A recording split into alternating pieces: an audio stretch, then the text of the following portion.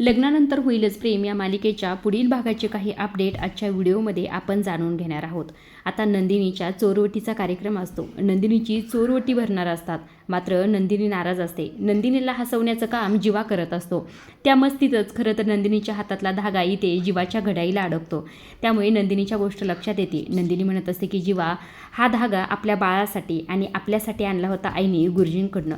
पण आता आपलं बाळ तर ते आर्याच्या पोटात, मग हा धागा सुद्धा आर्याच्याच हातात बांधूया असंही ते नंदिनीने ठरवलेलं असतं. दुसऱ्या बाजूला सगळेजण चोरवटीच्या कार्यक्रमासाठी तयार झालेले असतात. इकडे आर्या सुद्धा आलेले असते. पार्थ सुद्धा रेडी होऊन आलेला असतो. समोर पाहत असतो की आर्या जीवाला कशा प्रकारे भरवत आहे आणि जीवासुद्धा आर्याला भरवत असतो. हे सगळं काही पाहून पार्थला धक्का बसलेला असतो. ह्या दोघांकडे लक्ष खरं तर शारदाचं सुद्धा असतं. शारदाच्या सुद्धा बऱ्याच गोष्टी लक्षात येत असतात. पार्थ न कळत मनात म्हणून जातो, हा जीवा आर्याच्या प्रेमात तर नाही ना पडला.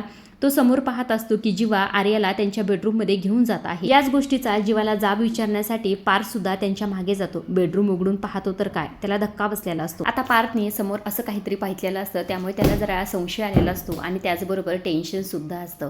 पार्थचं टेन्शन पाहून काव्या म्हणत असते, काय झालं पार्थ, तुम्ही का टेन्शनमध्ये, तेवढं काही झालंय का, सांगा की मला.